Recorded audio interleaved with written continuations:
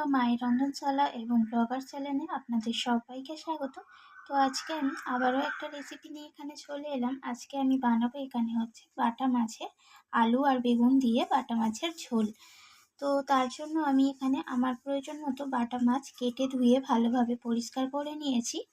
আর এখানে নিয়েছি আমি আলু। তো আলুগুলোকে এইভাবে লম্বা করে কেটে নিয়েছি, খুব বেশি মোটা নয়, খুব বেশি পাতলাও নয়। আর এখানে নিয়েছি বেগুনগুলোকেও এইভাবে লম্বা করে কেটে নিয়েছি। আর এখানে নিয়েছি আমি কিছুটা ধনিয়া পাতা কেটে নিয়েছি, এখানে একটা মাঝারি সাইজের টমেটো কেটে নিয়েছি, আর এখানে একটা বড় সাইজের পেঁয়াজকে একদম পাতলা করে কেটে নিয়েছি, আর নিয়েছি কয়েকটা কাঁচা লঙ্কা। তো চলুন এরপর রেসিপিটা আমি কিভাবে বানাবো সেটা দেখা যাক। সরাসরি রান্নার কাছে চলে যাই। দেখুন এখানে আমি বাটা মাছগুলোকে ভালোভাবে লবণ আর হলুদ মাখিয়ে নিচ্ছি।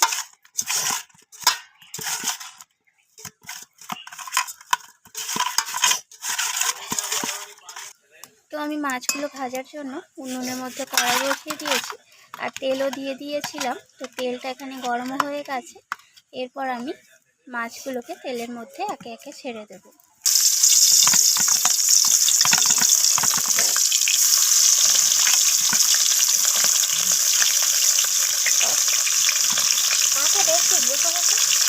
দেখুন মাছগুলোকে আমি একটু তুলতে নিচ্ছি।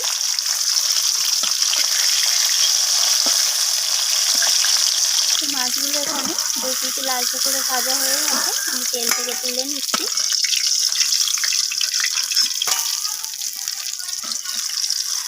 আমি বাকি মাছগুলো দিয়ে দিয়েছিলাম, এগুলোকেও নাড়াচাড়া করে এইভাবে উল্টে পাল্টে লালচে করে ভেজে নিচ্ছি। তো এগুলো আমার ভাজা হয়ে গেছে, এগুলোকে আমি তেল থেকে তুলে নিচ্ছি। দেখুন আমার মাছগুলো ভাজা হয়ে যাওয়ার পর আমি এখানে কেটে রাখা আলুগুলোকে দিয়ে দিলাম। তো এবার আমি আলুর মধ্যে সামান্য পরিমাণ লবণ দিয়ে দেবো, আর এখানে দিয়ে দিলাম হলুদ গুঁড়ো। লবণ আর হলুদটা মিশিয়ে নিয়ে আমি আলুটাকে একটু লালচে করে ভেজে নিচ্ছি। আলুগুলো ভাজা হয়ে গেছে লালচে করে, আমি তেল থেকে তুলে নিচ্ছি।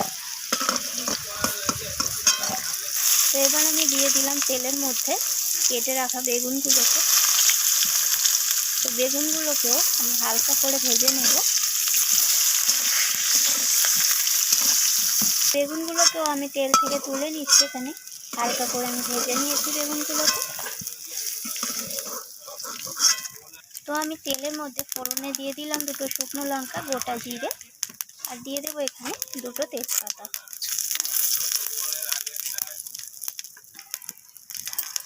তো আরও একটু এখানে তেলের প্রয়োজন আছে, তাই এখানে একটু তেল দিয়ে দিলাম। এরপর আমি এখানে দিয়ে দেবো কেটে রাখা পেঁয়াজগুলোকে। তো পেঁয়াজগুলোকে আমি লালচে রং করে একটু ভেজে নেব। তো এবার আমি দিয়ে দিলাম পেঁয়াজের মধ্যে কেটে রাখা টমেটোগুলোকে।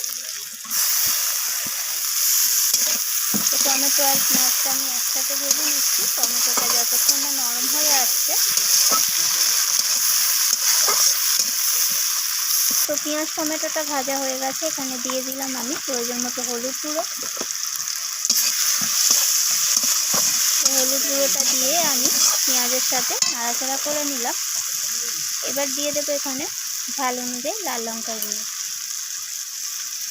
আর দিয়ে দেবো এখানে জিরে গুঁড়ো। তো সমস্ত কিছু মশলা আমি পেঁয়াজ আর টমেটোর সাথে কষিয়ে নিচ্ছি। আর দিয়ে দিলাম একটু সামান্য পরিমাণে রসুন বাটা, আর দিয়ে দিলাম এখানে হাফ চামচের মতো আদা বাটা। তো সমস্ত কিছু আমি আবারও ভালোভাবে কষিয়ে নিচ্ছি।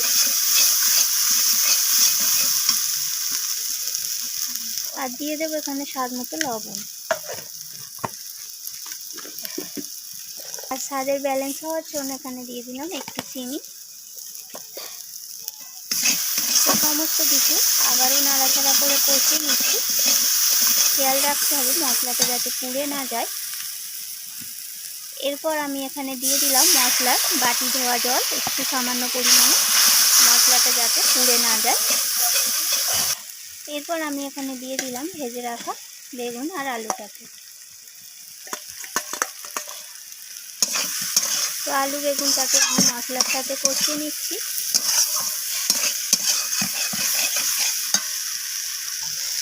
তো এখানে আমি সব কিছু কষিয়ে নেওয়ার পর দিয়ে দিলাম কয়েকটা কাঁচা লঙ্কা আর ধনিয়া পাতা কেটে রেখেছিলাম, সেটা দিয়ে দিলাম।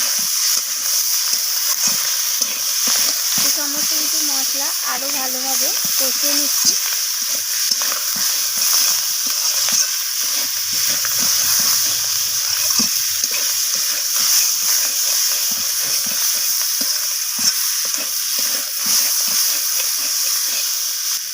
তো এখানে মোটামুটি মশলাটা কষানো হয়ে গেছে, সমস্ত কিছু আলু বেগুন।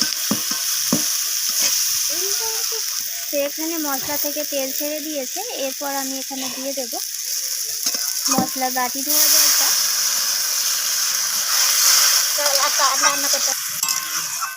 তো যেহেতু এখানে ঝোল হবে মাছের, সেই অনুযায়ী এখানে জলটা দিয়ে দিতে হবে। যে যেমন ঝোল পছন্দ করবেন সেই অনুযায়ী।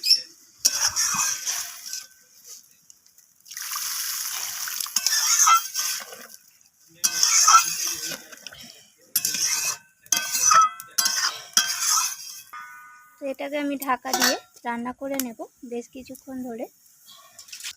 তো দেখুন এখানে আমি ঢাকাটা সরিয়ে নিয়েছি আর সমস্ত কিছু সিদ্ধ হয়ে গেছে। তো এবার আমি এখানে দিয়ে দিলাম ভেজে রাখা মাছগুলোকে।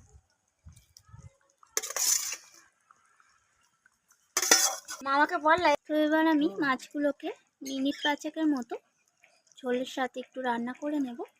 তারপরেই মাছটা একদম কমপ্লিট হয়ে যাবে, বাটা মাছের পাতলা ঝোল। তারপর আমি শেয়ার করব পরিবেশন করে। তৈরি হয়ে গেল আলু বেগুন দিয়ে পাতলা করে বাটা মাছের ঝোল। তো দেখুন তরকারির কালারটা কত দারুণ এসেছে।